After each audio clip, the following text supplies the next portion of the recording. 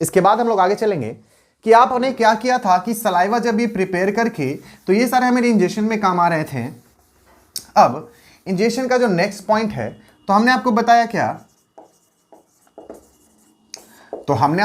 क्या, जब वो बोलस प्रिपेयर हो गया था तो बोलस प्रिपेयर कैसे हुआ था, जब ये तित ने च्यू किया था और फूड जब सलाइवा के साथ मिक्स हुआ पाउडर बनकर, तब वो क्या बन गया, बोलस। अब ये बोलस जो है तो वो थोड़ा सा लिक्विफाई फॉर्म में रहता है, जिसके कारण वो आसानी से क्या हमारे गले से नीचे उतर सकता है। मैं आपको एक बात बता दूं कि एग्जैक्टली फूड नीचे उतरने के पहले ओएसोफेगस को हमें क्या कहते हैं, फूड पाइप भी कहते हैं। तो गाइज फूड पाइप के एग्जैक्टली नीचे उतरने के पहले हमारे पास एक टर्म आता है एपिग्लॉटिस। क्या आता है, एपिग्लॉटिस। What is epiglottis?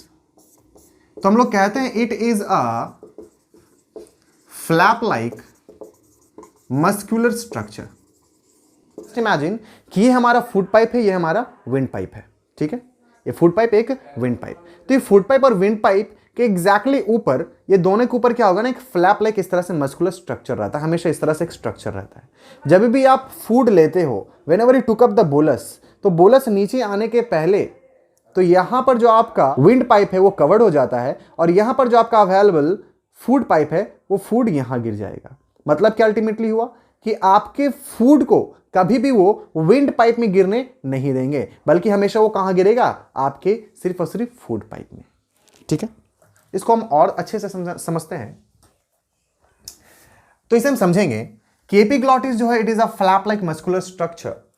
तो वाई वी कॉल इट, इसका फायदा क्या है? तो देखो एपिग्लॉटिस में क्या होता है, जैसे मान लेते हैं for a certain period of time ये हमारा ट्रैकिया है, that is what, wind pipe, और ये हमारा फूड पाइप है, दैट इज व्हाट, ओएसोफेगस। ये हमारा विंड पाइप हो गया, ये हमारा फूड पाइप हो गया। तो यहां क्या होता है, ये जो एपिग्लॉटिस है वो इस तरह से प्रेजेंट रहता है, ठीक है। Just imagine that this is a epiglottis, okay. अब जब भी बोलस जाएगा तो बोलस जैसे ही यहां पर पहुंचेगा तो ये एपिग्लॉटिस जो है विंड पाइप को कवर कर देगा। एपिग्लॉटिस किसको कवर कर देगा, विंड पाइप को, और आसानी से ये बोलस जो है आपके फूड पाइप में उतर जाएगा बिना विंड पाइप को डिस्टर्ब किए हुए। लेकिन इसके एक प्रॉब्लम्स भी है। जो एपिग्लॉटिस है इसकी एक खासियत क्या होती है कि ये कंट्रोल्ड होता है डायरेक्टली ब्रेन के थ्रू। किसके थ्रू कंट्रोल्ड होता है, ब्रेन के थ्रू। तो बात ये कि अगर ये ब्रेन के थ्रू कंट्रोल्ड होता है तो दिक्कत क्या है, ये तो अच्छी बात है।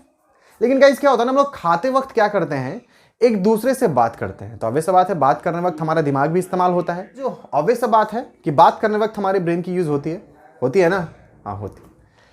तो जब हम खाते रहते हैं और हम लोग बात करते रहते हैं, तो खाने वक्त जब बात हम करते रहते हैं तो हमारा ब्रेन का इस्तेमाल होता है, और ये जो एपिग्लॉटिस है वो डिस्टर्ब हो जाता है या डिस्ट्रैक्ट हो जाता है, और डिस्ट्रैक्ट होने के कारण ये बंद नहीं कर पाता है विंड पाइप को।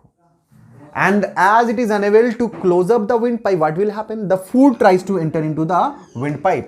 लेकिन windpipe में तो ठहरा एयर, और हमारा thoracic cavity क्या करता है, एयर को पंप आउट करता है। हम लोग एक्सहेल करते रहते हैं, तो जैसे ही एक्सहेल करते रहते हैं तो हम खांसना चालू कर देते हैं, ठीक है।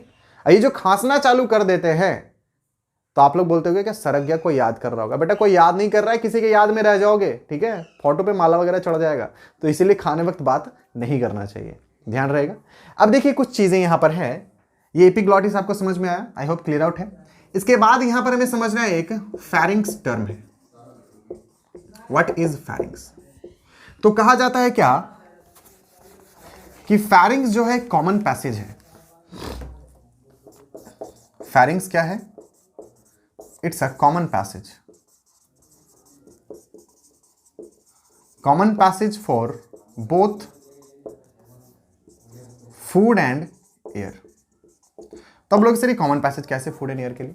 तो guys it is really a common passage for food and air. इसको समझेंगे थोड़ा सा। तो क्या होता है कि जैसे कि आप जब सांस लेते हो, ठीक है, या फिर फूड लेते हो, तो एक बात बताओ, कभी अगर आपका हम नाक बंद कर देते हो तो आप मुंह से सांस ले सकते हो? तब बोलेगा हाँ सर ले सकते हैं, है कि नहीं? लेकिन मुंह हमेशा सांस लेने के लिए तो है नहीं।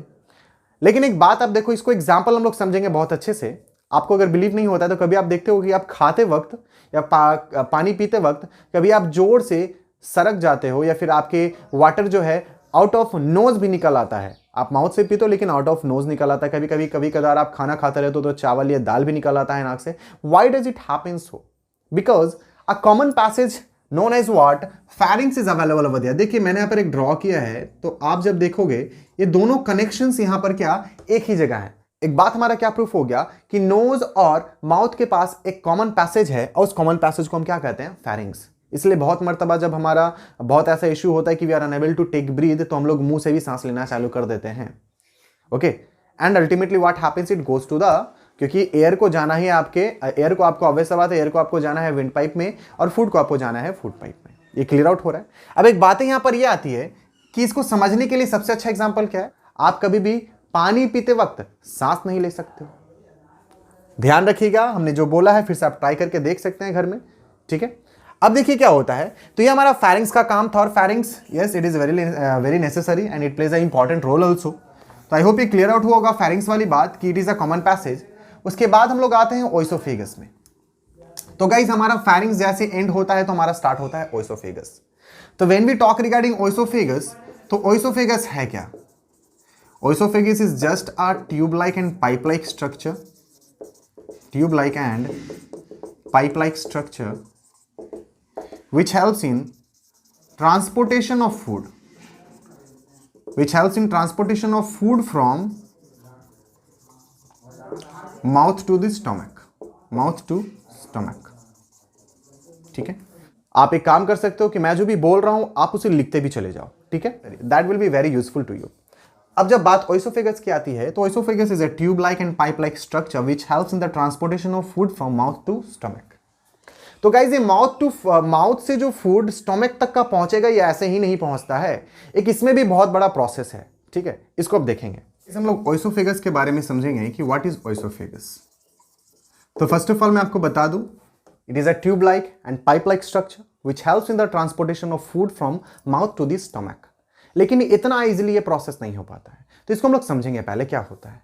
तो जस्ट इमेजिन कि this is a oesophagus, and oesophagus में एक खासियत क्या बात होती है कि इनके पास दो तरह के मसल्स होते हैं।